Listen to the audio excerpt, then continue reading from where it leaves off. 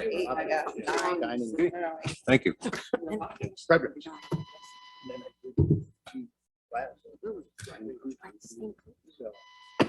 Okay, I'd like to call the Personnel Administration and Higher Education Committee to order and ask for approval of the minutes, I believe, from February 3rd. I'll make the motion. Moved by Supervisor Frazier, seconded by Supervisor Conover. Any discussion? All in favor? Aye. Aye. Opposed? Carried. Action agenda. The first thing is SUNY Adirondack update. I believe President Duffy is online. I am. Yes. Good morning, everyone. Nice to see you all and hope you're doing well. Just a few quick updates. You can hear me, right? Just making sure. Yep. Okay. Just a few quick updates. Of course, our spring semester is in full swing. And in fact, we're coming up on our spring break, which is hard to believe. Our spring enrollment actually was a little bit over our budgeted enrollment, which is a good trend for us to see considering what we have been seeing in terms of enrollment patterns over the last several semesters. So we're pleased to see that. In fact, our spring total enrollment is just a tiny bit ahead of our fall enrollment, which is a very unusual thing to see in higher education. So we're glad to see that maybe we're seeing a little bit of rebound of more students coming back to college. And our fall admission applications right now are still trending ahead of last year at this time in double-digit percentage increases. So some good trends to watch. We also were able to maintain our housing capacity from fall to spring. So we're feeling pretty good. Our facilities master plan, I've mentioned it maybe a few times in some conversations. We've actually been working on a new plan for almost 2 years. We put it on pause during the height of the pandemic so that we could attend to what we needed to attend to and also recognize that potentially things that we learned through the pandemic could inform any modifications we might want to consider with our facilities. So we picked that work back up last fall, and the plan is in its final form, ready to be presented and approved by our shared governing bodies, including our Board of Trustees. Once that occurs through March, then we will be presenting that information to all of you. And that plan then goes to SUNY. It's a 10-year roadmap of where we think we may want to make modifications in our facilities. The last facilities master plan, a lot of the projects were focused on new construction. Because we were able to make so much progress on that plan, most of the plan this time around is modifications, renovations, still addressing deferred maintenance as we all have in our facilities. And so we'll be bringing that to you to share some of the projects that the college has identified over a 10-year or more period and the estimated costs on those. We are moving forward with our synthetic turf field complex that will be hopefully breaking ground in May of this year. Will extend throughout the summer and probably into the fall. And that turf field will accommodate men's and women's soccer, lacrosse, as well as baseball, which is a pretty amazing thing to do in one field. So we're excited to be able to finally upgrade our facilities to some degree to mirror what most high school athletes compete on in our region and around the state. So that project is on target and ready to be bid out over the next couple months. State funding, of course, as you know, we're all in state budget advocacy season. The governor's budget did indicate that the community college sector would be funded at 100% of what we've been calling the floor. In other words, a maintenance of effort amount compared to last year, which was great. That's the first time community colleges and even SUNY have even been identified in the executive budget. So we're really excited to start from that place. What we're asking the legislature to do is to reset the baseline of that floor, so to speak, to 2019-2020 levels.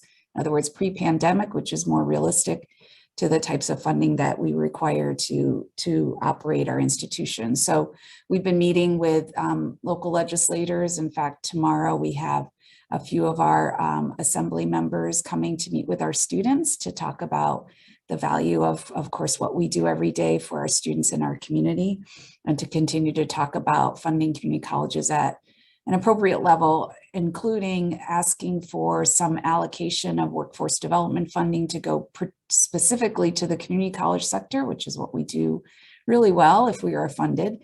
And so we're asking for an investment in workforce training, specifically around some of our credit programs that bring people directly into the workforce, but also many of our non-credit short-term certification-based programs, which is really becoming much more popular for employers as well as students to skill up, as they say, or upskill, depending on which way you want to reverse the word.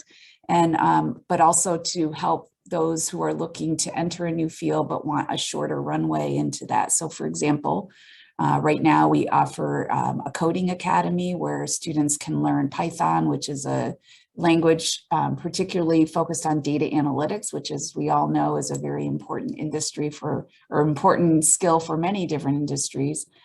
And starting at the end of March this month, we're doing a sterile processing technician certification program. That's, again, a 10-week program where people come out certified, ready to support surgical operating room technicians. We'd like to scale up more of those types of programs. And so with some state investment, we think we can do that. So that's what's happening at the college, as well as our advocacy efforts to ensure our funding is appropriate for the college's needs. And I'm happy to answer any questions that any of you have. Great. Does anyone have a question? I don't see any. Well, Okay. Thank you very much for the update. Thank you. You all have a nice day. Thank you. You too. Yes, Chairman. Just real quick, because of change, we potentially will make a change in attendance at these committee meetings. Can we ask before the committee meeting, because of Zoom and in person, can we ask that we do an attendance, so who's here ahead of time? Because it's hard if you're sitting back there to know who's on Zoom and who's not here, if they're on a committee, to avoid any conflicts. Would that be okay? Sure. If we just took attendance of the committee? Sure. Appreciate it. Mr. Thomas, Yes. Mr. Conover, Yes. Mr. Beatty, Mrs. Frazier, Here. Mr. Wild, Yes. Ms. Bramer, Here. Ms. Runyon. Okay, thank you.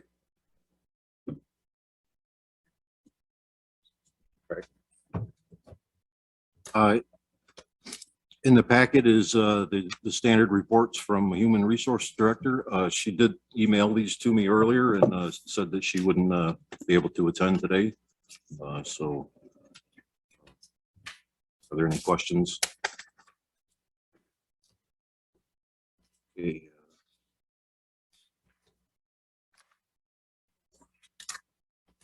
If the county attorney doesn't object, I would like to wait until towards the end of the agenda for the executive session. Whenever it pleases the committee. Okay. So we'll skip down to number 4.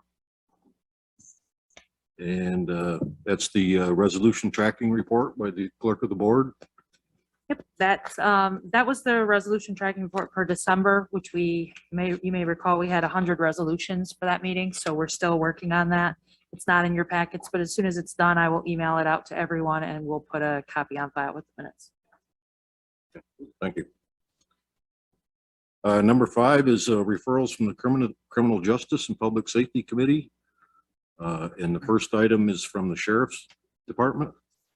And A is requesting that the Personnel, Administration, and Higher Education Committee could consider amending the Warren County Travel, Education, and Vehicle Use Policy, last adopted by Resolution 49 of 2021, to authorize department heads to approve free training opportunities.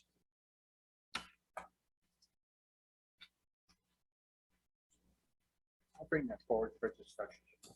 I'll second it. Moved by Supervisor Conover and seconded by Supervisor Frazier. Discussion. If we could maybe hear from the county administrator relative to his thoughts on this request. It looks pretty benign to me. Yeah, sure. I wasn't here on Friday when the item was discussed, but I've tried to catch up to it since then. And I think that the sheriff initially came to committee with a request for his department to be able to approve travel on their own, which was under, was it $500? And the discussion led to free, because one of the things we did last year, we streamlined the travel policy to make it more efficient last year, including I think the major change was once the travel form is approved by the 3 individuals who are on it, it's no longer a committee approval, it's a committee disclosure, if I remember correctly. And we also added no cost online trainings into that. So I think where the sheriff, I believe, was coming from was he has quite a bit of because I get them and I look through them and approve them. He does have quite a bit of training that he does that is of a low dollar amount. And the thought was to make the administration of all of this easier, to give him the latitude to approve without needing the travel form. The travel forms are worked on by the departments. There's backup attached because I won't sign them without backup. They come to me, I look it over, sign it. The budget officer, I believe, is the next one to look it over. The committee chair looks it over. And Amanda's office handles all that paperwork in terms of keeping track of it, chasing people down for signatures, making sure that they're included in committee agendas, printed out in committee packets. And then the auditor will also look through all of that backup documentation when she approves payment. If obviously she's not approving payment for $0, but when she approves payment for anything else. So that's my understanding of the request. But it appears that it was changed from 500 to just the free stuff. Yeah, just follow on. So Yes. there would be a documentation that whatever travel was involved was authorized by the department. Oh, yes. That it would be authorized by the department. There would be something in writing. Even though it's free, it would have to meet with the department head's authorization. Yes, yes. Good. Mhm.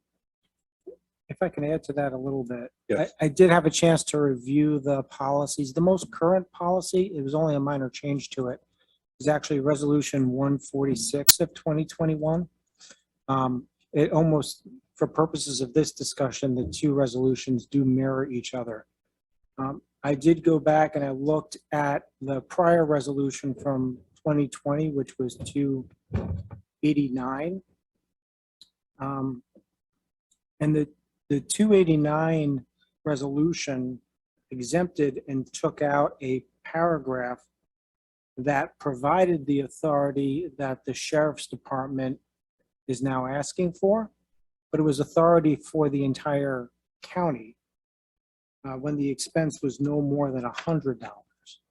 So just so the board is aware that the change from the 2020 resolution and policy to the 2021 took out the exception to when approval would not be required. And approval was not required on the Schedule A if there was no overnight accommodations, if it was not more than $100 per person per trip for travel and meal costs. And then there was other portions as well. That it's normal course of business, that it's for attendance at a seminar or training. So in essence, the sheriff's request is, it appears to me, looking to take that paragraph from, which was B2 under the 289 of 2020 and include it back in, but limit it only to the sheriff's department and to increase it from $100 to $500. And I do not want to speak for the criminal justice committee members, but there was discussion, I believe, about whether this committee would look at making a broader exception again across the county, or is it just limited to the sheriff's department? Thank you. Supervisor Bramer. Thanks, Chairman. I am on the Criminal Justice Committee, and I think one of the things that we did discuss was allowing a streamlined process for all of the department heads. I certainly have no problem amending the policy. One of my concerns is that this just came through criminal justice on Friday, so now there's nothing in our packet showing us the changes, the actual changes to the policy. I know the county attorney is rattling those section numbers off, but it'd be great to really see this in front of the Personnel Committee before we make formal changes to the policy. Thank you. Yep, thank you. If I could just add on to that, Yes. but the county attorney's office needs some direction from personnel on what that modification or change would look like. If we're limiting it to one department modification, or if there's a broader modification. And then based on that, what dollar amount, all of those details could certainly be in a draft proposal for the committee at a future meeting. Yes, relating to this topic, I received an email from our county auditor, Ms. Curran, and after the Criminal Justice Committee meeting, she voiced what she thought that we should entertain, and she feels it would be more efficient, less cumbersome, regardless of the cost. Less cumbersome process to reinstate the policy to allowing travel and education expenses to be incurred with only department approval under a certain dollar amount. So whether it's 500 or whatever the number is.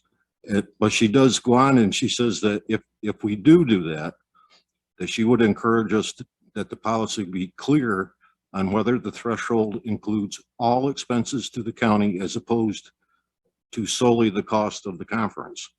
And she gives an example, you have the cost of the conference, but then you have the hotel room and the meals and travel.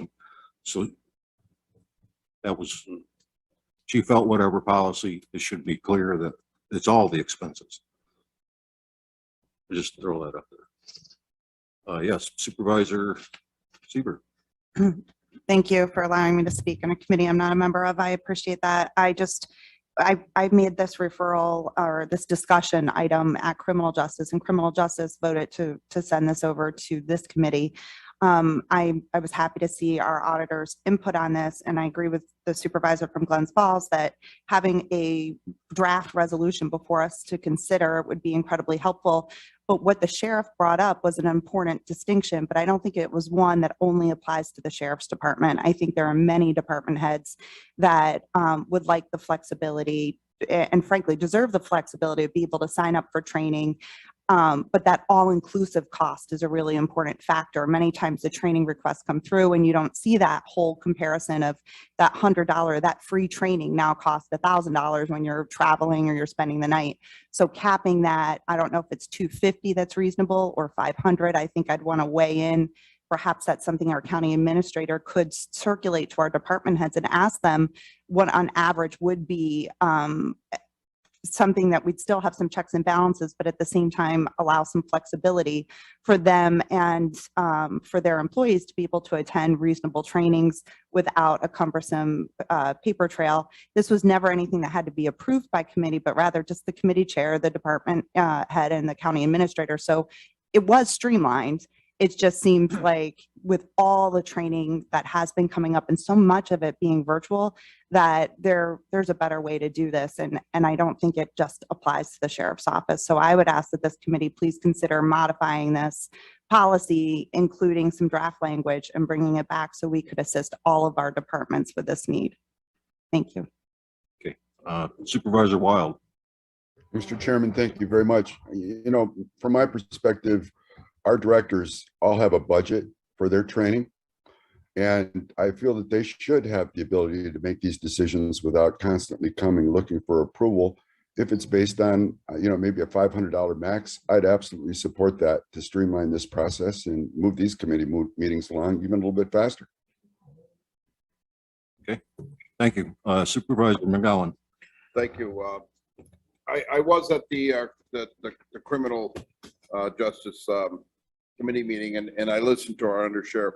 And one of the reasons that I didn't hear stated was for more of the expediency is sometimes some of these trainings come up quickly and at the last minute, where I think he had someone on a Friday that was able to join on a Monday, and being able to get all the approvals in that because there was an opening that was made. So I that was one of his points that I had heard that I didn't hear that our administrator brought up of why the expediency. So I'm sure other departments have the same problems, that sometimes an opening will open up, it was closed because it was full, and then they were able to move over. So streamlining with 5, I agree with maybe putting a dollar limit for the director. And that issue does also tend to come up with the legal departments, in particular, the public defender. The public defender has a lot of money from the state for training. And depending on what's happening with their cases, sometimes an attorney who was busy suddenly is freed up and can jump on a webinar. So there's definitely an application across departments as to timeliness. Supervisor Conover. Yeah, no, I think the suggestion, I think, to table this matter and have something brought to us in writing was a good suggestion. And I think that as long as the county administrator and county attorney come away from this meeting with all of the input that they think that they need to draft something, I certainly would support of the tabling of this and applying it on a countywide basis. I think that was a good suggestion, and I think we do need to see it in writing in front of us. And so I would say at some point that this item should be tabled, and next month, if it's next month, come back to us with something in writing, and I think we'll be good to go. Sounds like we'd be good to go. Sure. I understand the parameters to be all county departments. To some, that the dollar amount that we choose would be all inclusive of all costs. And I will survey department heads on what they feel is a good number. We'll whatever, if there's a consensus, we'll put that number in.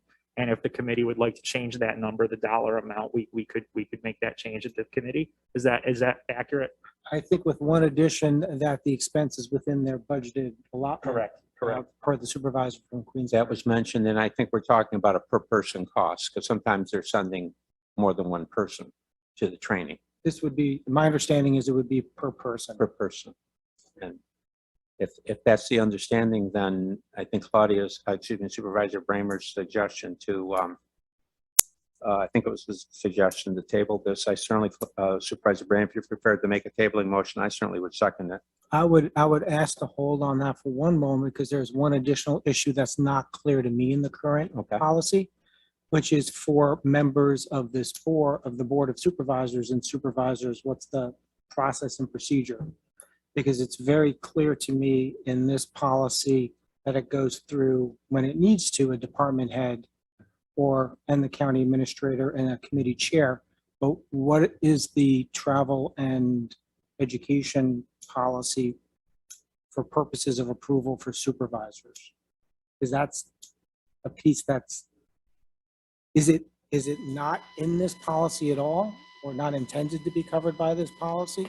Or if it is, I'm not clear from and I'll admit it was a quick read because there wasn't a lot of turnover time this month to really dig into it, but I'm just not clear what the intent of the Board of Supervisors is for supervisor travel and education.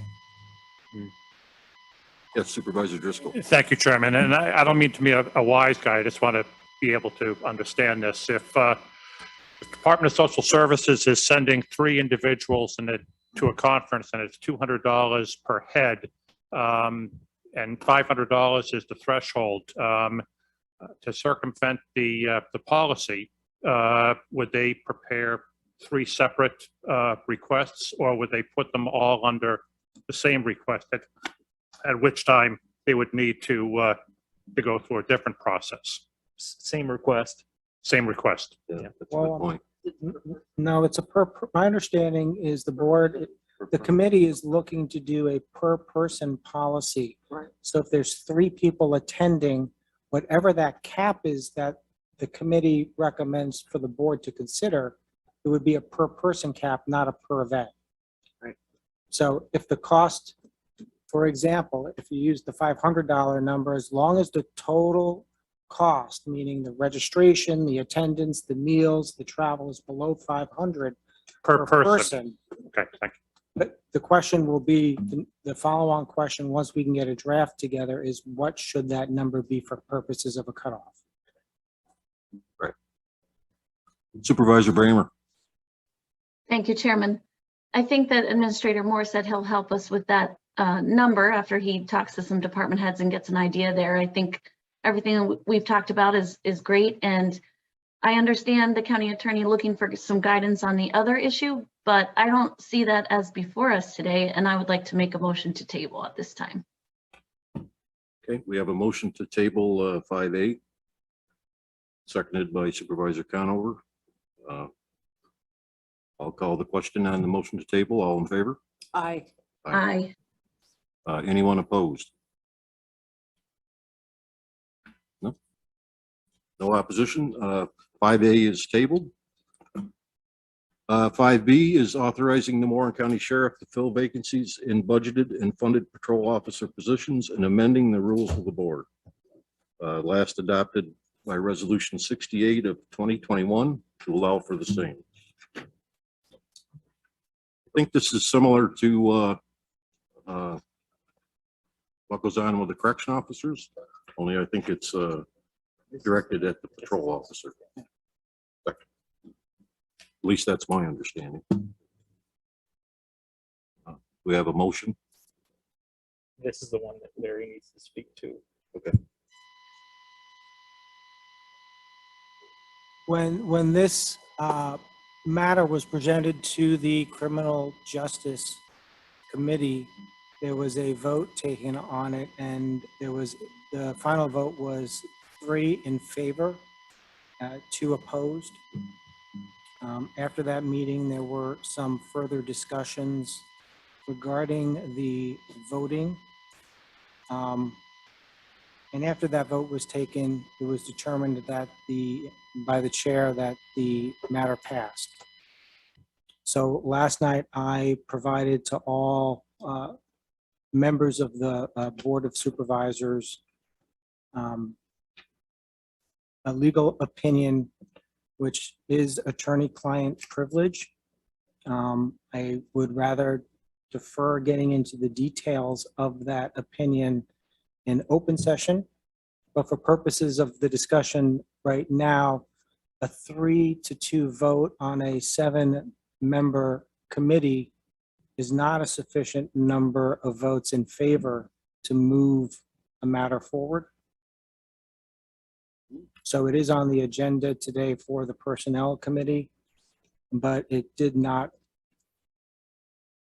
acquire the required number of votes in the Criminal Justice Committee to move out of committee. Okay. And to be clear, which would have been 4 votes, the same as quorum for that committee.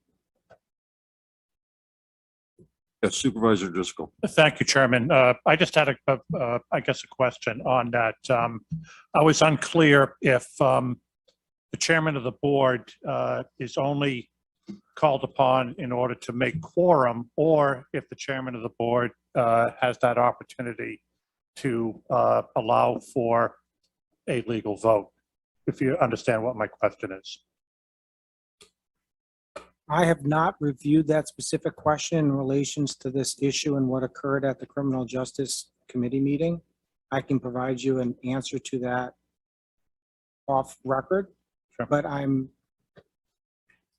am very hesitant to ever provide a quick answer to a question because the quick answer often doesn't take into account the detail of the rules of the board, state statutes, and other things that may come into play. So I I just have, wanted no- to put that out. I'm not looking for a quick. and I don't response. believe it has any, I guess maybe a more on point response would be that issue would have no impact on the result of the vote that occurred in the Criminal Justice Committee meeting.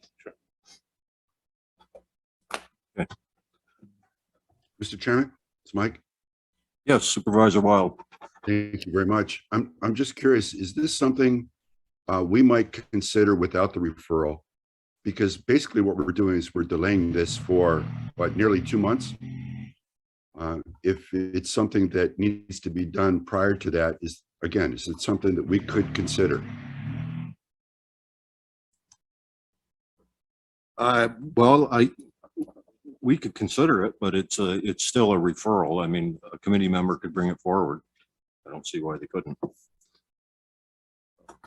Only because I went back and reviewed the tape from the meeting. I do want to let this committee know that the Criminal Justice Committee spent a good 8 to 9 minutes Right. debating this one topic before the vote was taken. So there was certainly some time spent at that committee addressing this issue. Yes, Supervisor Bramer.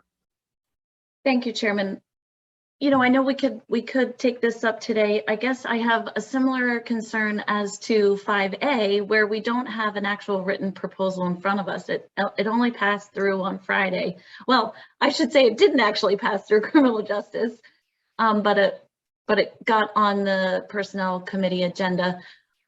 I understand that, you know, the sheriff wants to move forward and be able to fill positions, but I'm sure plenty of other department heads want the same sort of flexibility. And I think this is kind of an important decision as to whether or not we're going to abdicate any review over the filling of those positions by our department heads when it's in the budget and it's already in the salary table. Maybe we go forward with that. I'm not sure I feel totally comfortable making that decision because it does take us out of the loop a lot as to whether or not department heads are filling these positions without us knowing. And I guess that's where I stand today. I don't feel comfortable with us doing that just for the sheriff if we're not going to do it for the rest. And I don't feel great about doing it for all of our department heads. Thank you for the opportunity.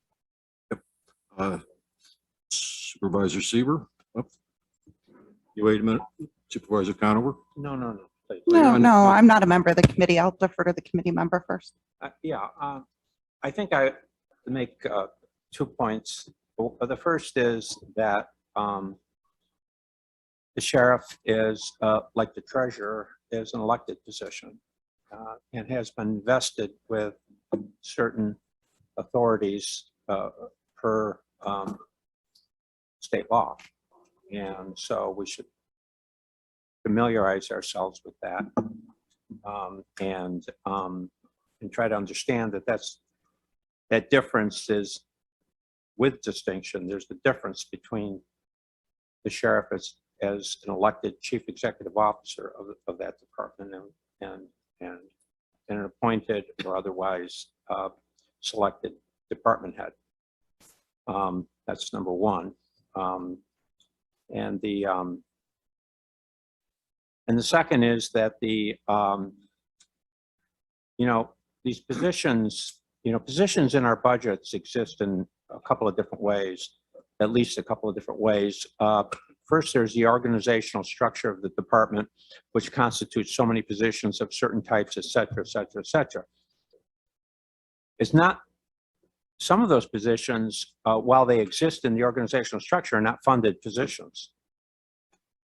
So if the department, or including the sheriff, and I'll stand corrected on this, if somebody wants one of those positions funded and wants to amend their budget, I believe that does pull us into the process.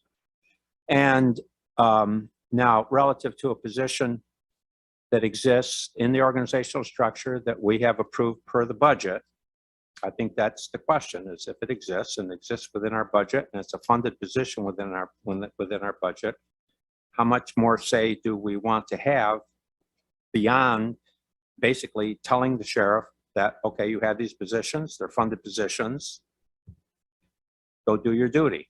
I mean, I think that's the question. So I guess what I would put out there to anyone that wants to have a role in that is, you know, what specifically is the role that you're looking for beyond the creation of the position and the funding of the position. And I'd like to hear some feedback on that, and so that I can properly evaluate the sheriff's request and the concern, if there is one. Yeah, they're all good points. I think we maybe need some more information. Yes, Supervisor Seaver. Thank you, Mr. Chairman. The supervisor from Bolton and I, in a rare moment, agree on some of the comments that you just made regarding elected. And in the criminal justice meeting, as our county attorney alluded to, we spent significant time debating this issue. So for those of you that did listen in on that debate, we would have heard a similar dialogue about elected. And is this the appropriate way to just carve out one elected versus the fact that you do have a county treasurer elected, a county clerk, a DA? And should those positions then be treated in the same way on the argument that they're elected? And what are their authorities under that law? That being said, we do have a policy that exists here at the board that we have followed, and it may be wise to look at it in the same way we did the previous item on other department heads that are not elected, that are also experiencing perhaps some hesitancy or stalled time in filling positions that are budgeted. Once again, looking at the county as a whole and not just pointing out one elected or one department, that perhaps this could also reach its way to a table with a refer back date next month so that we could have a proposed resolution in front of us to look at. So that is just a recap of what we did talk about, just like the training. I hope that discussion is for budgeted training dollars, not where training dollars haven't been budgeted. And I look forward to being able to help all of our departments and the efficiencies with those checks and balances in place. But my comment was back a few people or supervisors ago, from the supervisor from Glens Falls, asking about the quorum with the chair. I would also ask that our county attorney, when you do look into that issue, I noticed on our standing rules that our finance chair, a new line was added to our standing rules at the time we passed them, saying that the finance chair may perform the duties of the chair in sitting in to make a quorum. And I think this issue will be an important one, as our finance chair sits on multiple committees. The chair stands in as a quorum to vote on matters, when there isn't a quorum, because he or she does not sit as a voting member on any committee before the board. So I'm wondering if in that context, county attorney, you could also evaluate that final sentence, because that does seem to be an irregularity, and perhaps it's something the county can do, but it is very different in looking at the 60 plus other rules of the board that I have reviewed over the last decade. Thank you. I've made a note of it. Thank you. Thank you. Yeah, I don't believe we have a motion to move this forward, so I think there's all good points taken, and I think we need more information and possibly a resolution. Yes. My recommendation, which you don't have to take, if you were to ask me, how would you redo this policy if there is an appetite to free up an official like the sheriff? I would say that it should apply to all the elected department heads, that they have the ability to fill vacancies as long as they're budgeted for on their own with appropriate disclosure to the Board of Supervisors. I would not, from an administrative perspective, want that to extend past the elected department heads. I do think that we ought to have some input into those who are not elected. And I think that if any of those individuals has an emergency situation, the rules of the board already provide for a way for them to address that, where there is an emergency procedure where the chair of a committee can approve the vacancy be filled and then report it to the committee subsequently, so long as that committee hasn't previously rejected the position being filled. So that would be my thought. Thank you. Yes. Just Supervisor Conover. one final comment. I think that the reason I asked that question was because nothing prevents, for those that might want to extend this to other departments, non-electeds, nothing prevents us, for example, from authorizing this today and then considering the balance tomorrow. we don't have to hold this up today because we want some kind of universal thinking on everything. But I'll support the tabling of this for additional information and consideration. But again, I would say, while I respect the idea of, well, how does this apply to other departments? I would say that I'm willing to consider suggestions in that regard as they're presented. Thank you. I think it comes out of the amount of time it takes to train a patrol officer. I think that's where, and I can understand that. Right. Mr. Chairman, it's Mike again. If you don't mind. Supervisor Wild? I'm just curious, this would eventually go to the full board for approval, correct? So if that's the case, why don't we consider approval today? And then that will give the sheriff, an extra month to make something happen. And if we come up with more details in terms of why we shouldn't do that, then we could make that decision during the full board meeting. Yeah, It's just my thought. that's doable. So if I were to offer a motion forward to consider this for the committee, let's see if we have a second. Okay, motion made by Supervisor Wild. We have a second by Supervisor Conover. Further discussion.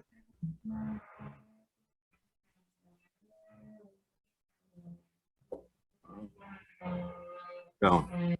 Thank you. Yeah, isn't March the first month where we're going to 2 meetings? After the March board meeting. So it'd be April. Oh, it's after, so it'll be in April. Okay, thank you. And Mr. Chairman, yes, Supervisor Bramer. actually, I just wanted to note that I had asked Amanda recently, and Ms. Allen said that our second board meeting would likely be on March 31st. Okay. Yes, Supervisor Bramer. Or, I'm sorry, Seaver. Let's look at the Supervisor Bramer. I'm filtering. Thank you, Mr. Chairman. Much like Supervisor Bramer's, or much like the supervisor from Glens Falls, my question about the motion that's on the table right now is, are you modifying it for all elected? I didn't hear any opposition to that. And the idea being that, again, we're looking at one particular elected, and I would hate to think that we aren't looking at our other elected. If we're going to take the county administrator's recommendation off the floor here today without looking at a proposed resolution and language that will be debated at the full board, is it possible to include that for all elected department heads? Mr. Chairman? Yeah, we could amend what's being put forward. It's up to Supervisor Wild, and I think the second was Supervisor Conover. I don't object to that. I certainly don't object to that. I mean, let's be clear now. We'd be talking about, let's kind of list them if we would. We'd be talking about the treasurer, who's an elected official. We would be talking about the district attorney. We're obviously talking about the sheriff, the clerk of the board, the county clerk. Anyone else? Am I missing anyone? I think so. I think that's it. And yeah, I think if Supervisor Wild is prepared to consider your suggestion and amend his motion, I would amend my second. To at least move it forward, and let's have some discussion on it. Sure. I'll move it forward for discussion for sure. Thank you. I'll agree to that amendment. County Attorney. Just to ask a question to clarify, since we're going to end up drafting it. So within budget, does that mean that there's no need to transfer funds within a department's budget to fill? That's correct. Okay, thank you for clarifying. I would say that if you need to transfer funding into a position, it's an unfunded position that. Right. Now, we want to be clear on this, and maybe we want to talk to the county treasurer about this a little bit, because sometimes they have to transfer dollar amounts into budget codes. I'd like to hear from the county treasurer if that would be allowed. Sure. relative to, this is a very fine point that's being made here, and I think we need to resolve it. Mr. Swan? Well, as one of the elected officials we're talking about, if I'm going to be given this ability to fill a position, I think it has to be a budgeted position, and it has to be in the budget, the amount of dollars for it, period. No transfer from another item, another place in the budget. It has to be that, otherwise I think you're going to open it up to a pretty tough problem. So if I'm going to be replacing somebody and I have the authority now to go and hire somebody without getting board approval, then there should be no extra money, period, from anywhere. I agree. It should already be in your 101. It should be, if you're going to fill a position that's a $45,000 position, you better have $45,000 in your salary code for that position, period. That's the way I'm looking at it. I would agree. And I would say that was part of my thinking on the second, but I would refer to Mr. Wild, Mr. Chairman, on his motion. I agree with that also. It's a good idea. Thank you, Mike. I think the suggestion on the part of Supervisor Sieber that we amend this idea and move it forward comprehensively is a good suggestion, and it will open the discussion further, and we can deliberate on what we hear going forward. Mr. Chairman, is this, Yes. it's Mike again, if you don't mind. Yes. Is this all tied to the same motion with this filling of the sheriff's position, or is it a second motion, second resolution? No, this is amending the 5B, basically. Endings 5B. Okay. If I could clarify for the supervisor from Queensberry, actually, this would be an amendment to the rules of the board for 2022, because that's the provision that governs this aspect of filling vacancies. My sense, I would like to see these separate because it's the sheriff's, there's a certain amount of urgency in public safety versus the urgency to go through the full board and amending the rules of the board for this type. And I'd rather not have the sheriff's opportunity denied because there were questions about changing the rules. We would have to change the rules if we did just the sheriff as well. Right. Yeah, this issue touches on the rules of the board that was already passed in January. So some amendment would have to occur to the rules of the board in order for the policy to change. Supervisor Bramer.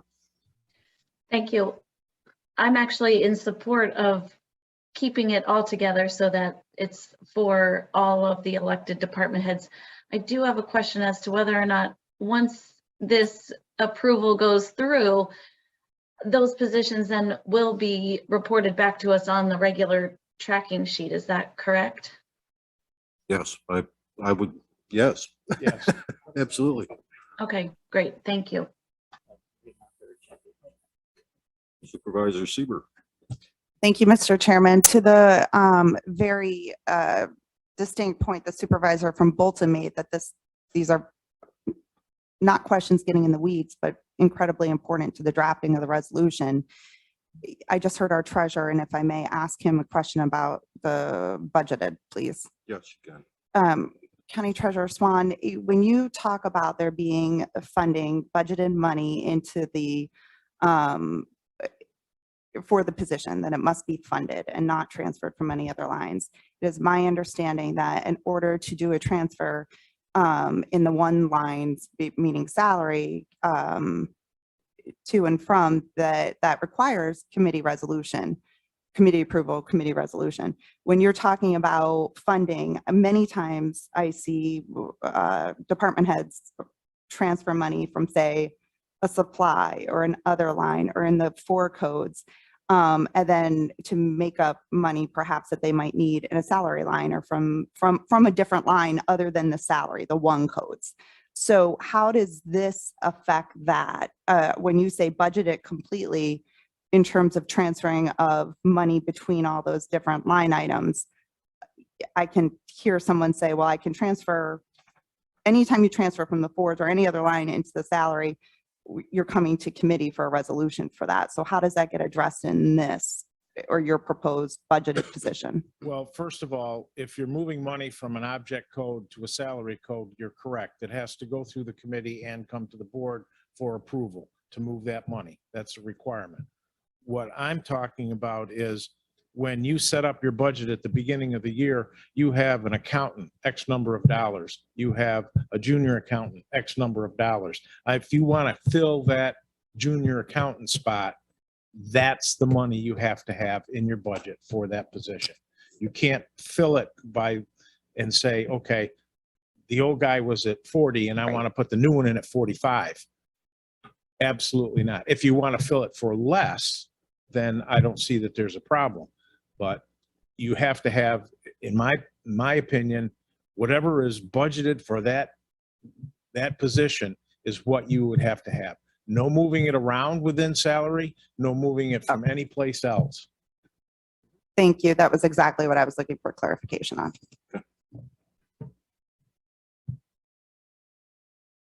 Anyone else on the motion before us? And the motion is to include all electeds. Oh, I apologize, and I kind of asked it out of the mic, and I apologize to the treasurer. Oh, and I apologize to the committee for even saying it. We are not talking benefit package for the new hire. We're just talking salary number, correct? Yes. Okay. I think that. Mr. Chairman? Yes, sir. Isn't the benefit package still part of the budget?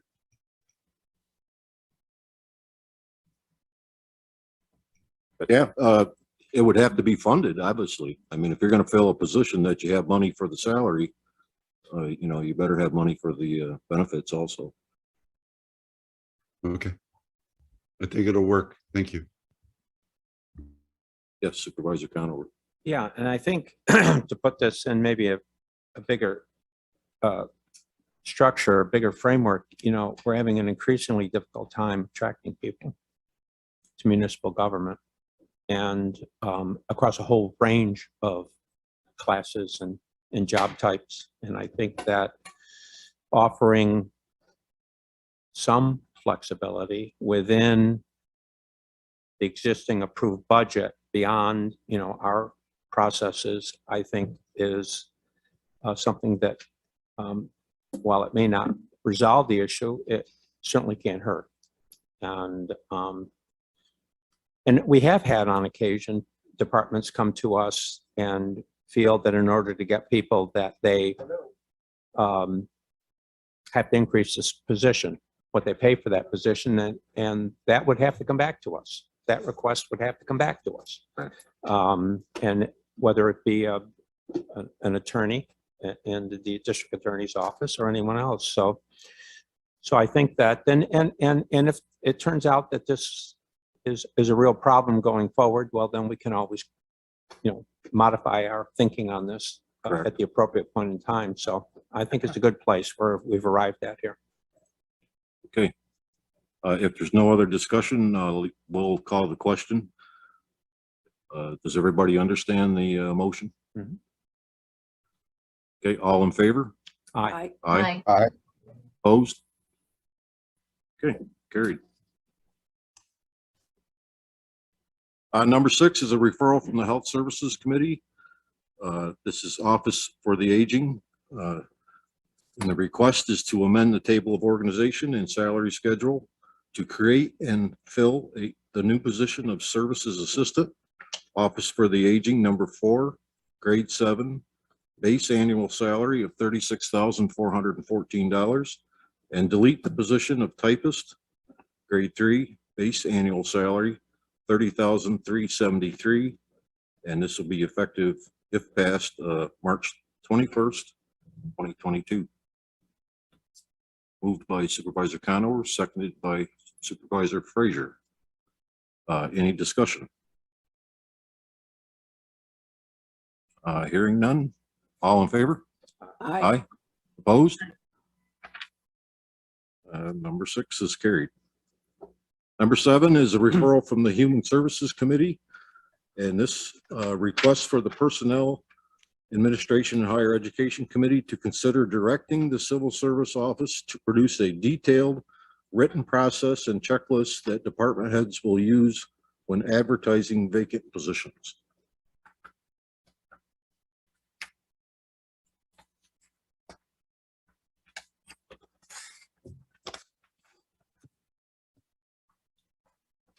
How does the committee feel about that?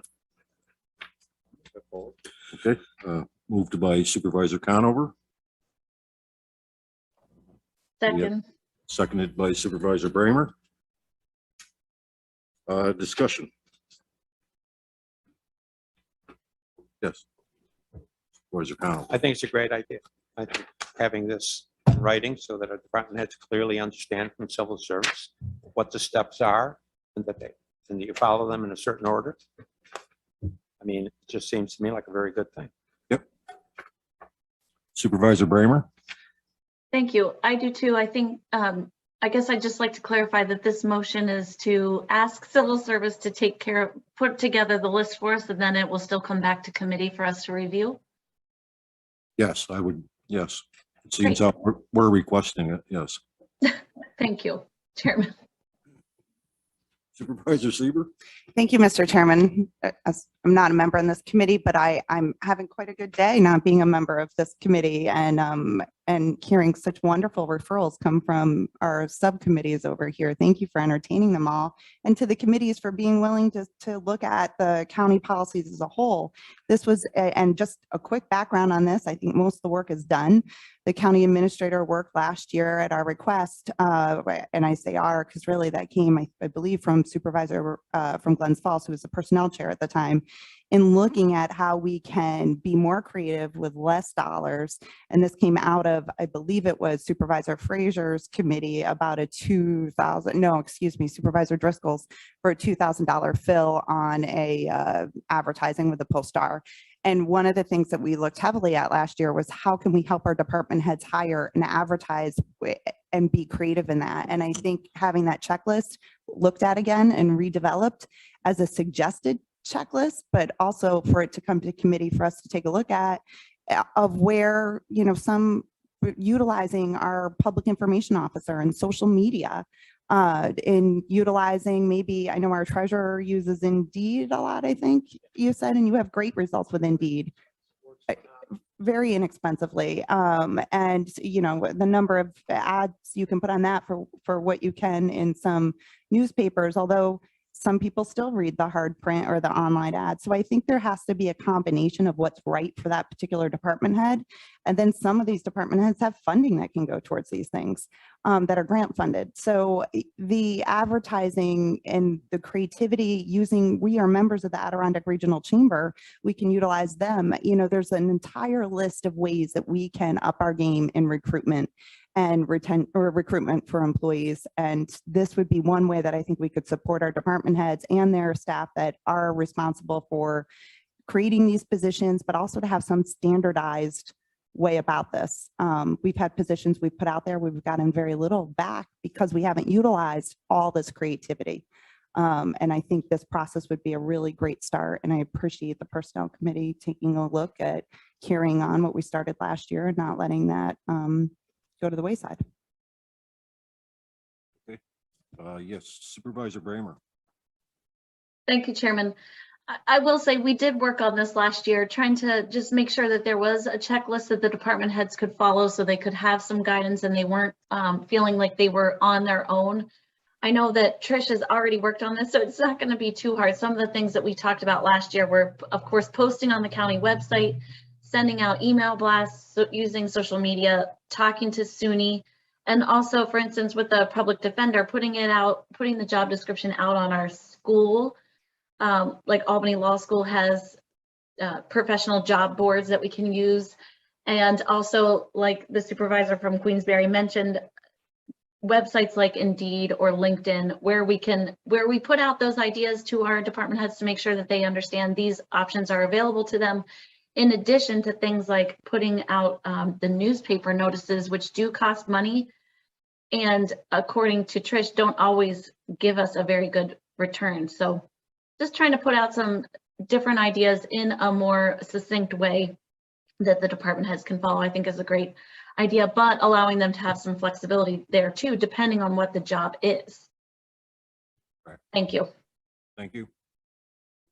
Yes, Supervisor Driscoll? Thank you, Chairman. As Supervisor Bramer said, it was a spirited meeting, a lot of good discussion and suggestions. I would just also hope that we would include professional trade association publications, which we've used in the past, especially with when we go nationally for certain positions. A lot of them are legal positions, but other departments do the same, that we, that they're included in their nursing positions and things like that, that have a network outside of traditional type of newspaper or Facebook or those types of, Indeed, those types of forums. Right. So make sure that we include everything, please. Thank you. Okay, thank you. Any other discussion on number 7? Mr. Chairman, it's Mike, if you don't mind. Supervisor Wild? Thank you very much. I think it's important for us to recognize that the younger generation is very technically savvy, and the internet plays a huge role in what they do, and tools such as Indeed should be utilized, I would imagine, for each and every position, because we get a much further reach than we'll get from traditional print or trade magazines, and could save a significant amount of money. But if I'm not sure if that's included in there, but I think that would be something that we should encourage our department heads to use. Thank you. Yeah, well, this will come back to the Personnel Committee, so we'll have time to adjust it if it's not. So that's Supervisor Conover? Yeah, I mean, these are civil service positions, and these are professional civil service positions, and civil service, as you know, has, an abundance of rules and regulations and whatever. But I think where this type of written material gets very helpful is particularly in areas like where active lists don't exist and you have provisional appointments, and making sure you communicate well with the applicant on what a provisional appointment is and what is contingent on, including scoring well on an examination and all of these other kinds of things. And I think the more you commit to writing on all of this, the better. So, by the way, when we have all of this brought together, then provide that also to the municipalities, because municipalities operate through civil service as well. So it can be helpful to the municipalities as well. So I think it's all a good idea. Mm-hmm. Treasurer Swan?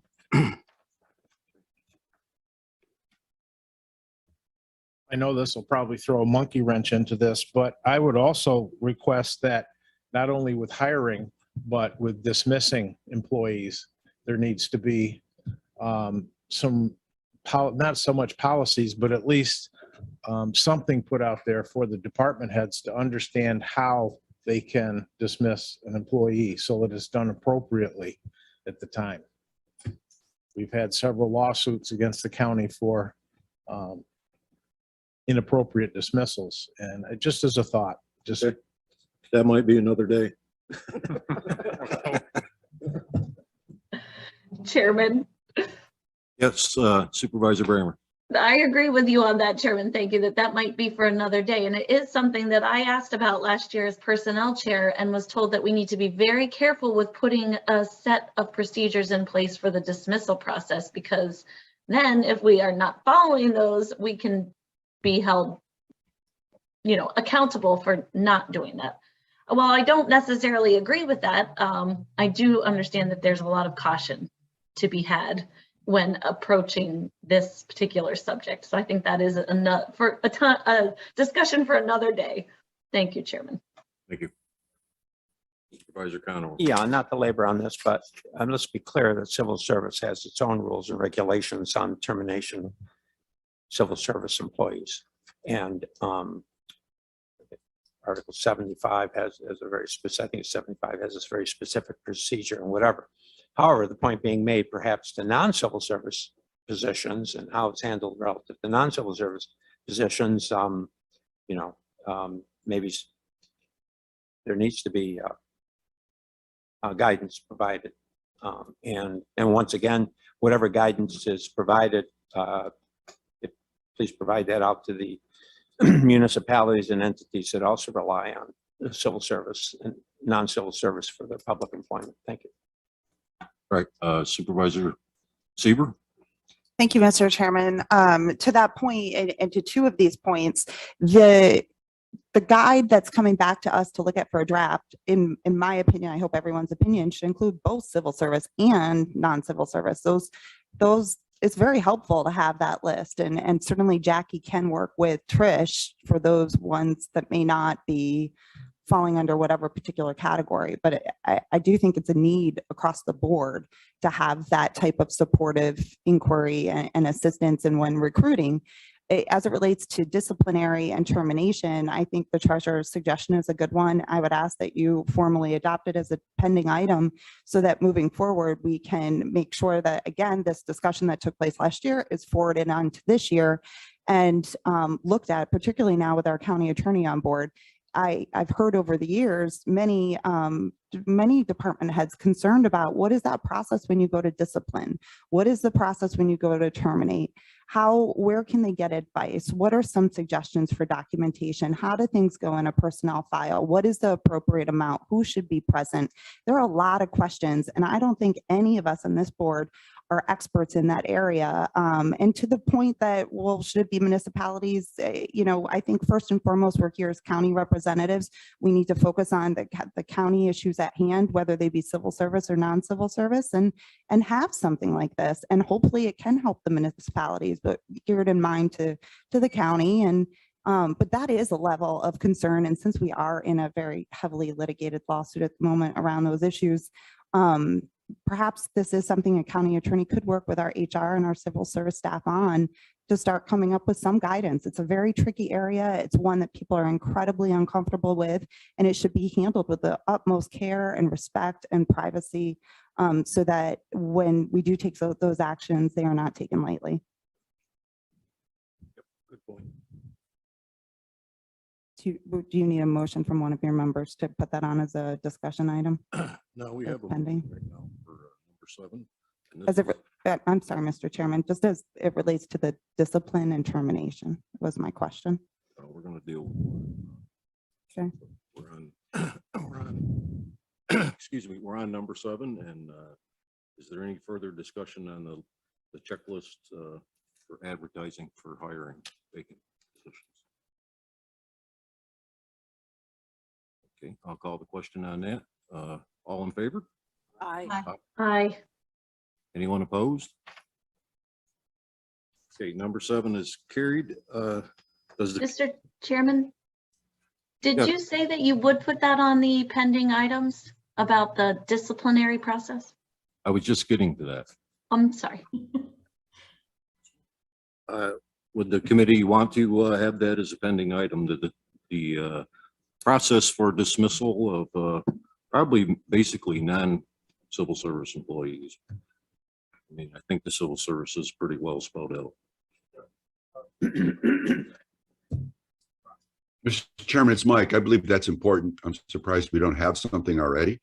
But if we don't, then there should be some guidelines for what they need to be followed. I think so too. Chiming in. I don't think we need a motion. I think we'll just make that a pending item. County attorney, okay with that? I have it. Thank you. Okay.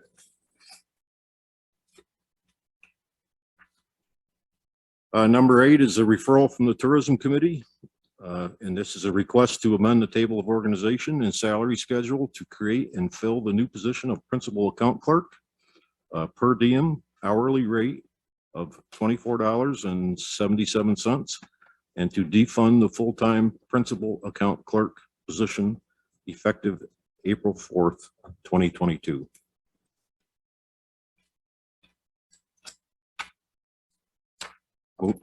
Moved by Supervisor Conover, Seconded by Supervisor Frazier. Any discussion? Yes, Supervisor Bramer? Thanks, Chairman. I guess since we can't hold on to her and make her stay, we can do this instead. Thank you. Supervisor Diamond? Thank you, Mr. Chairman. A couple questions. If we change this organizational chart and create this part-time principal account clerk, and we're going to vacate, are we going to take the full-time principal account clerk position out of the organizational chart? And my next question would be, this being a part-time position, I'm sure that that's falls under the civil service guidelines from a part-time position. Do we then have to advertise it and subject and get an eligibility list of candidates that want to work in this role as a part-time principal account clerk? Those are my questions. Maybe somebody from the tourism department Yeah. can answer that for me. Yes, Ms. Connolly is here. And okay, go ahead. Good morning. I don't know the rules about advertising this position. I did talk with Trish Nenninger and Jackie Figueroa before I moved ahead with this. It is termed a per diem versus part-time. I think for part-time position, there are very specific hours and days that you work, but per diem, the individual could come in and work on an as-need basis a couple of days a week, a little bit more during budget time. But I don't know the obligations about posting Okay. the position. A follow-up question is, you know, I'm all for saving money for the county, and this is a reduction in salary. How is it determined that over the past years, we needed somebody full-time and now we can go to part-time? How did you determine that? So Lisa has been with the department for many years, 15 years or so. She knows the position well. When a new employee came into our department last year, about this time in April, tourism development and events coordinator, that individual began working with Lisa on many of the occupancy tax related, the whole application process, the applications that are submitted, the review process that goes on, the summary that's created, the back and forth with each of those event organizers to make sure that they get all of the required documentation in, coming to the committee and making their presentations, et cetera, et cetera. Lisa used to do that in the past, and she worked closely with Supervisor Dickinson, had been the committee chair for many years. And really, I was responsible for the tourism side of the budget and the agenda, and Lisa and Supervisor Dickinson worked on the occupancy tax side of the budget and the committee agenda. So Kristen has started doing that work over the last year, quite a bit of it. And Lisa felt that, one, I would like to retire, but we do still need you in the department for the financial responsibilities. But now that Kristen is able to take much of that day-to-day occupancy tax work off Lisa's desk, that's who's doing the work right now. So Kristen is going to take some of her job responsibilities, some of Lisa's job responsibilities, and assume those responsibilities. The way that her job description was written, all of that was written into the description that she would work with these event organizers. Do you anticipate Kristen coming looking for a stipend for taking additional responsibilities on? She's been doing this since she started on day one. Okay.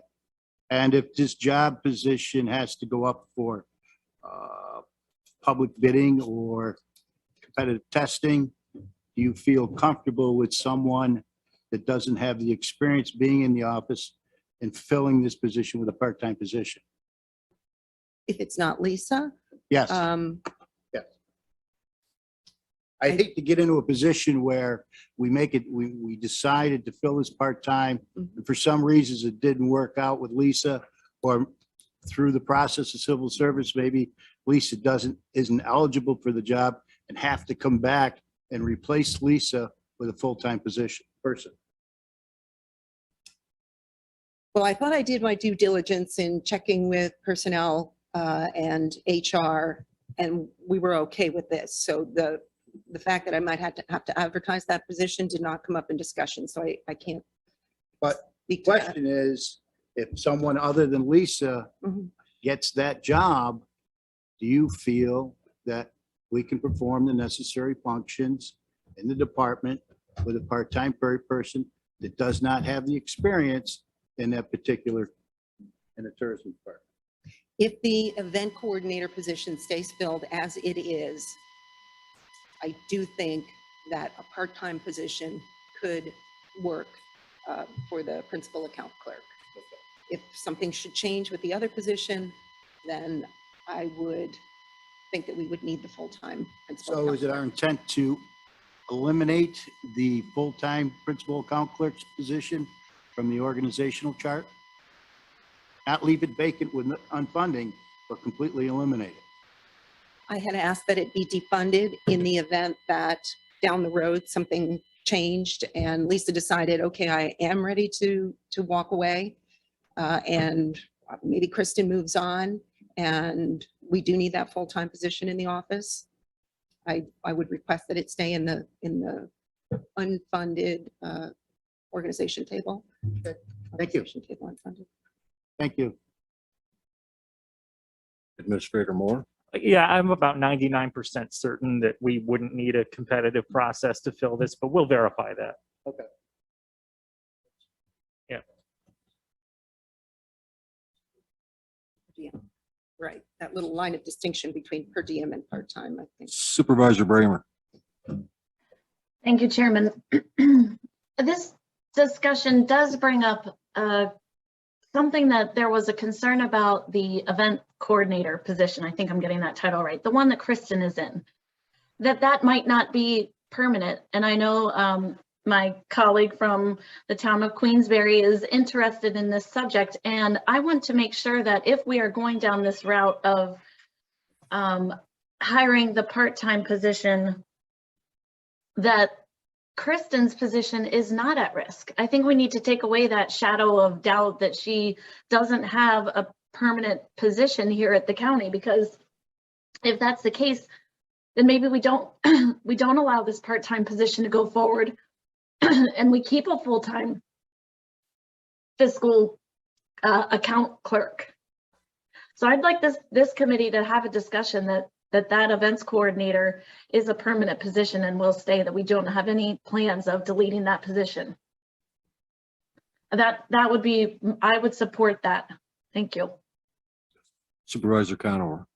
Yeah, I mean, I think that kind of concern is being registered Supervisor Bramer is perhaps a good reason why, limited to the question that's in front of us, of why the first step should be to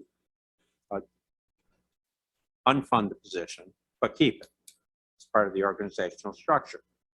And so that to the point Supervisor Diamond brought up, that then the question is not, we have to go all the way back and say, you know, do we want to create a position and fund a position? The question that would come before us, should we retreat to this full-time position, would be, do we want to fund it and how do we want to fund it? But that would be a question that would come to us regardless.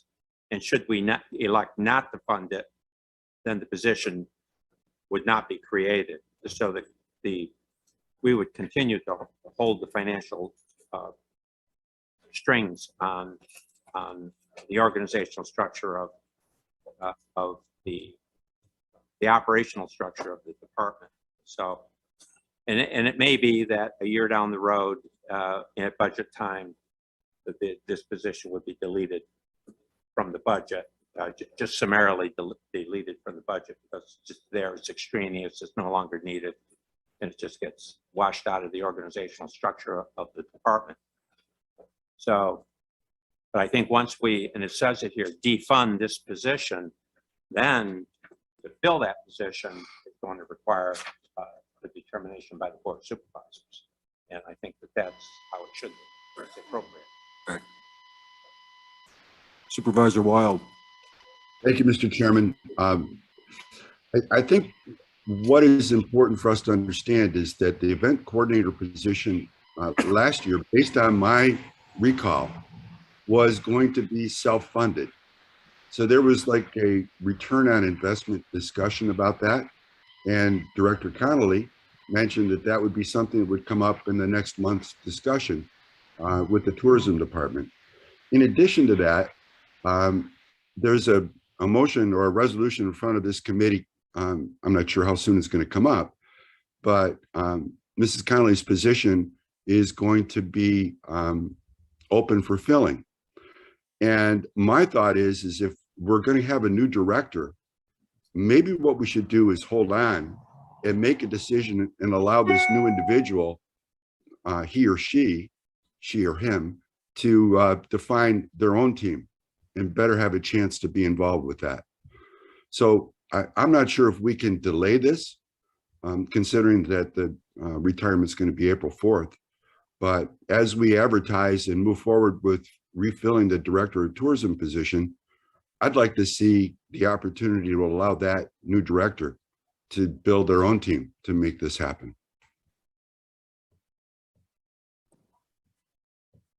Okay, that's a suggestion.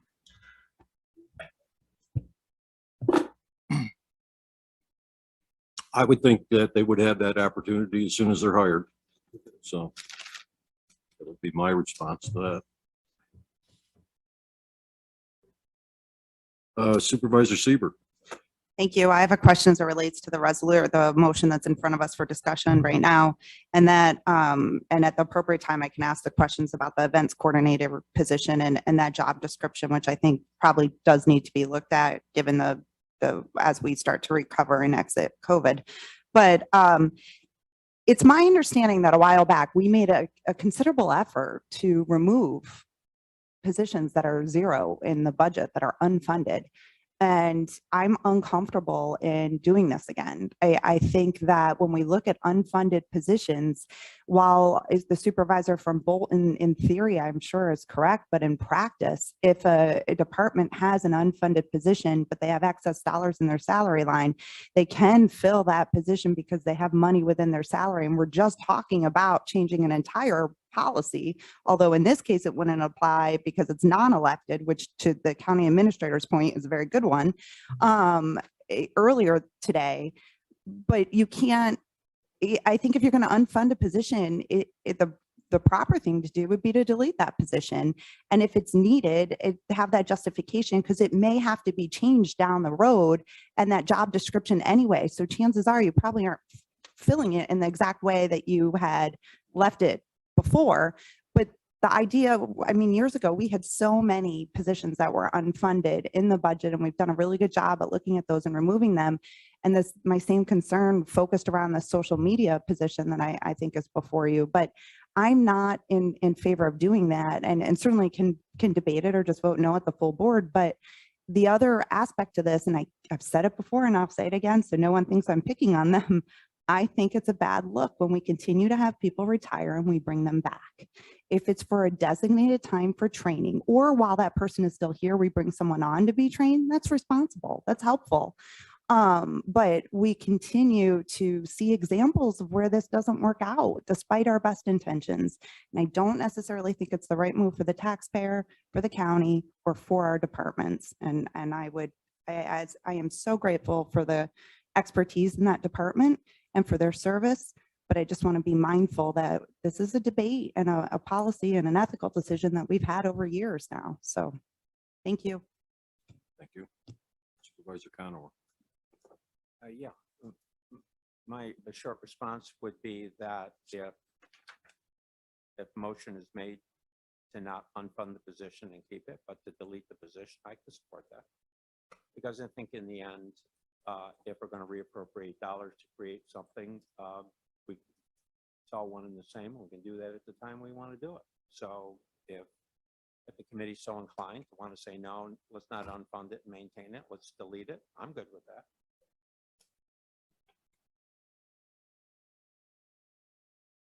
Yes, Supervisor Driscoll. Thank you, Chairman.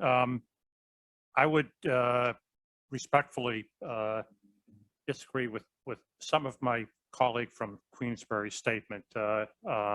Bringing back retirees has often worked in health services, bringing back nurses in order to, to get the work done.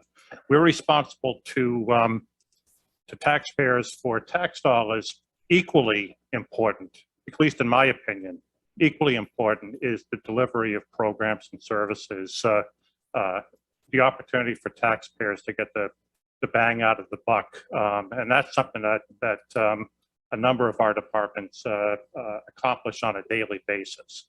It's not always about lowering taxes or cutting taxes. It's about making sure that we're delivering services and opportunities to residents of Warren County.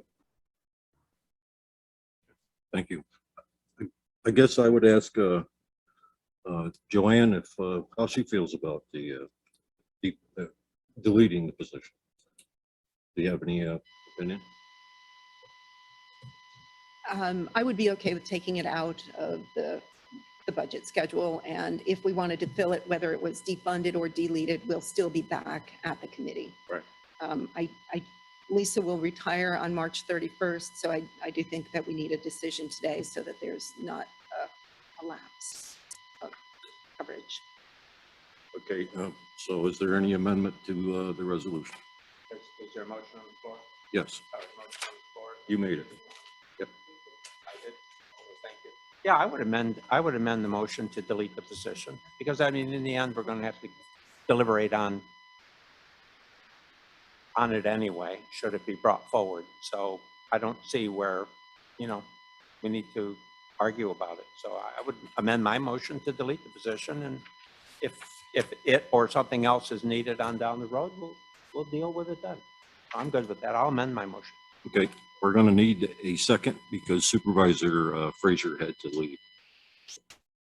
If someone, Mr. Chairman, it's Mike. I'll do that. Yeah. what? I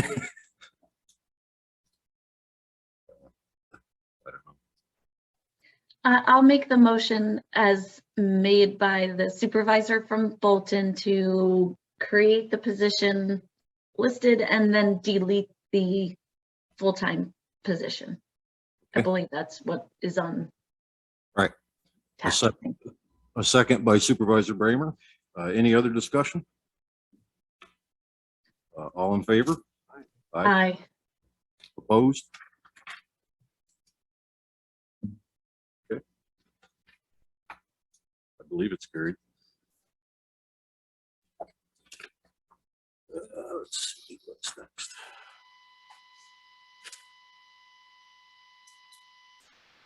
We'll do the pending items. Number one is additional work for a formalized policy for the Employee of the Month program. That's still in the works, and Warren County Workplace Violence Policy, number 2, to be reviewed for additional updates. I think that's with our county attorney, I believe. So there's no other items.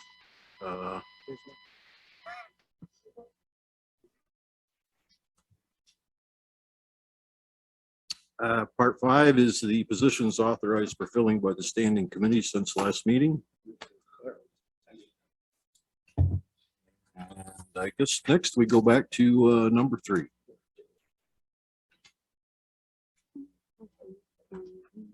there a request for, the county attorney articulate the purpose of the executive session? Yes. Could I have a point of order? I'm sorry, I'm politely raising my hand, but Okay. What do you want to know? thank you, Mr. Chairman. I would like to know if there's a discussion on your item about the formalized policy under pending items, personnel, subsection 1. You read it. There was no discussion. I had a question. Unless you feel you don't want discussion.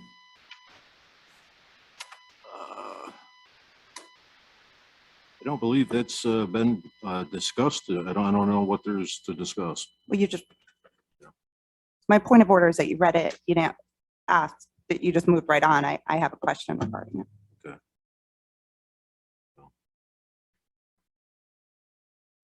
All right.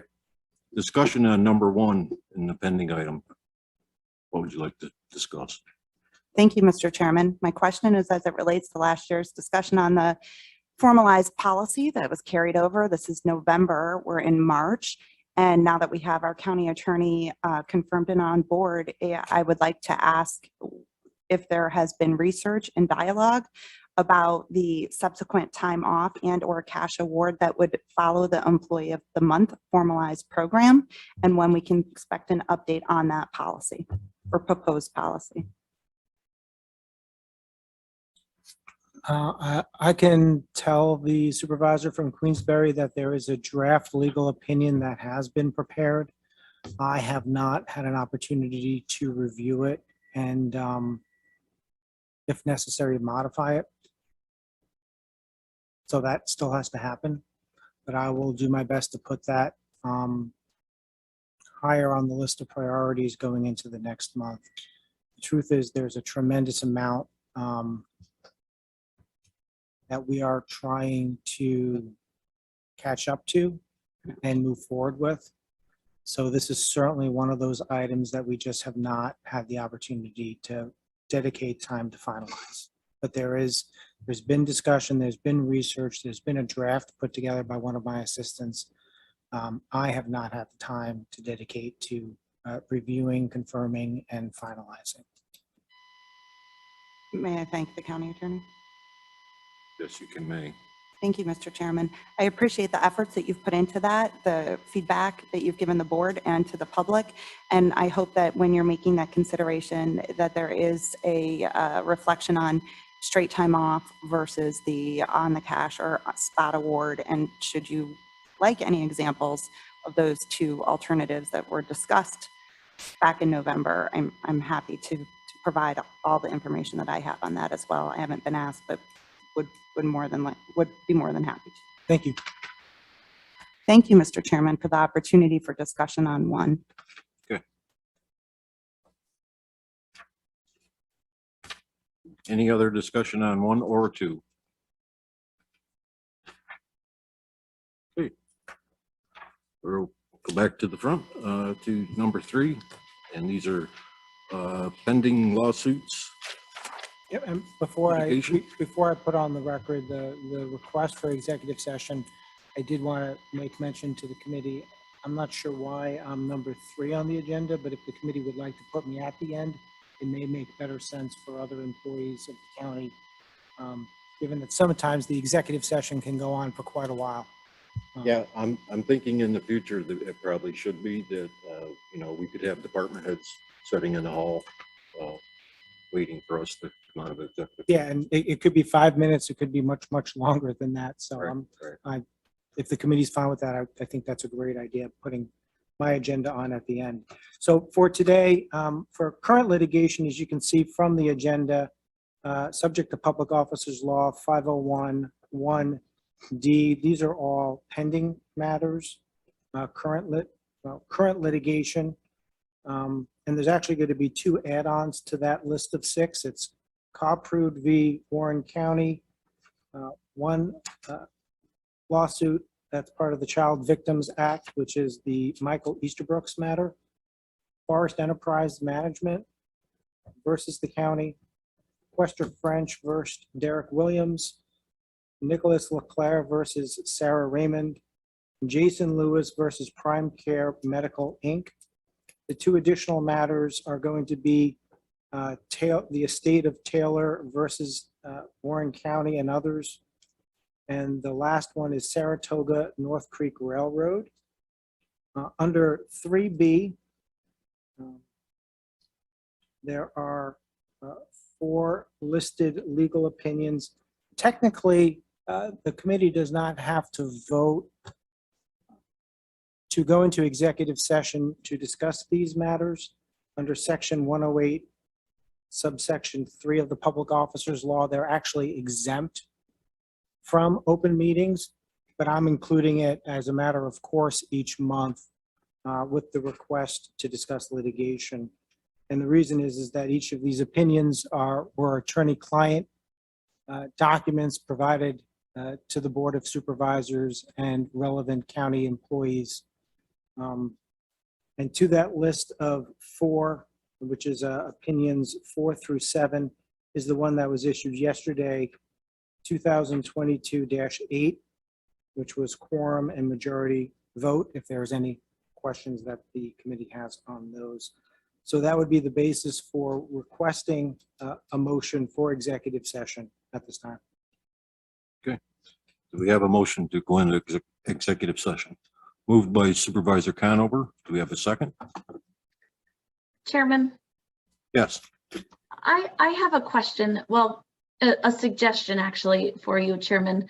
If there isn't anything that is super timely with respect to the county attorney's update, I would request that we have these updates at one of our 2 board meetings, because what often happens is that the entire board has to make a decision about these litigation matters. And so we end up going through this whole debate 2 times, where we do it here and then we do it at a full board meeting. And as was just mentioned, these sessions can get very lengthy.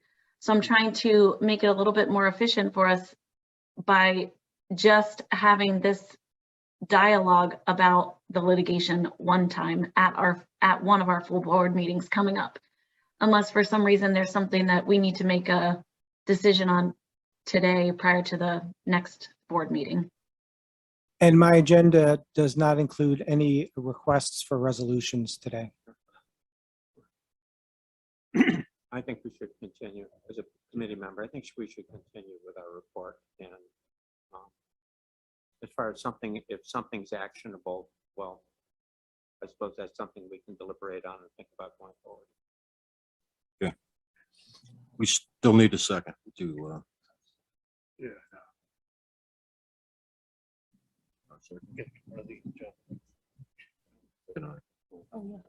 I'll second it. Then we go into executive session. I'll call the question. All in favor? Aye. Aye. Aye. I'm opposed, Chairman, Okay. for reasons stated. Thank you. I'm just trying to confirm that there was 4 votes in favor of the motion. Oh, there's, Yeah. Ms. Runyon was an affirmative also.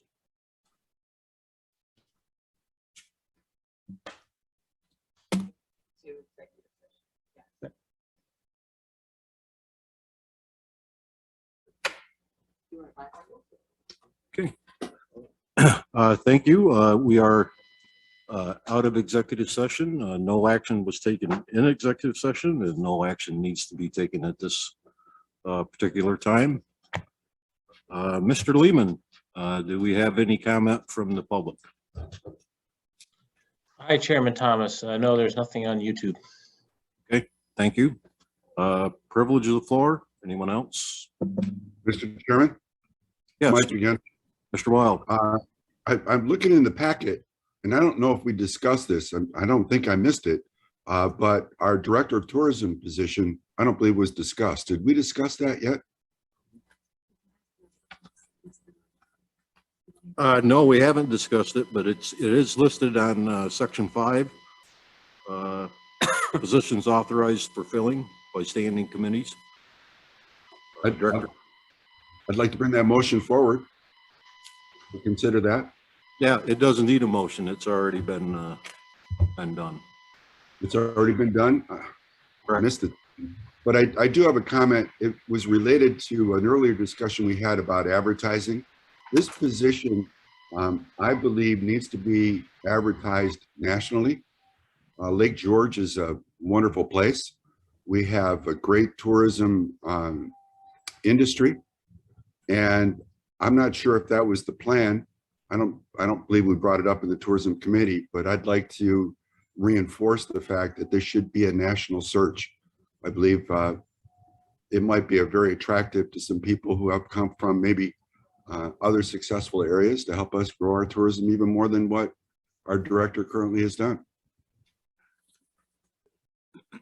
Mr. Moore? That is the plan, and I've been talking to Joanne Conley as well as Trish Manager to come up with how we're going to advertise this. We'll use tourism organizations.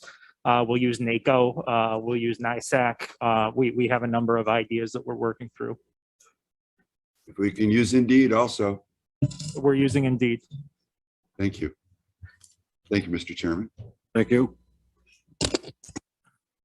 Yes, Supervisor Seaver. Thank you. On that note, I know we've had discussions about salary ranges before, but when we advertise this position, are we advertising it from the base to the current, the 67 to the 90 for the salary range? I know there's been discussion about how this works for the treasurer's office and everything under the sun, but is that what we're doing for the salary range? Are we out? I don't believe that the upper number is listed on the job description. What we typically do is we put the position starts at such and such a level, but is we could go higher commensurate with experience.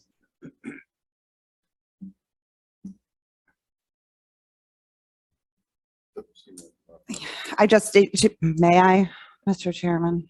Okay, one more bite. Thanks. To the supervisor from Queensberry's point, if you're going out for a national search and you're filling it exactly the way that it appears in front of us, although I don't see the job description attached to it, maybe it's in here somewhere. Without putting a range, I mean, aren't you kind of limiting who's applying, and is that the best course of action, just to do it with a base salary? I just pulled up the latest draft of the posting, salary 67,533 or commensurate with experience. And that's typically the way we handle these. I believe Larry would know better than me, but I believe that's the way we did it for the county attorney as well. I don't think we listed the upper bound, but we very well could. I'm not against it. If the committee would rather list the actual range, we can easily amend that. And it's appropriate. I know. Is this supposed to be out there before we even vote on it? We advertise this quickly before the board? What if the board decided to change any of it around? They already did. The committee already authorized the position to be filled. So it doesn't need personnel. It just needs a blessing here. Not even a blessing. It's It can go to the board. This is disclosure here. Huh. Okay. Thank you. And I just very quickly, I think it's fine the way it's posted, but I'm just going to say my 23-year-old son is making almost that managing short-term rentals. I don't know is there more creative language, I guess is my question. Yeah. Okay, good point. Yeah, I'll talk to Trish. We'll put the range on. It's not a big deal. Yeah, what's the big deal? Okay, motion to adjourn. Moved by Supervisor Conover, seconded by somebody. Supervisor Wild. Yes. Okay, I'll call the question. All in favor? Aye. Aye. Aye. Aye.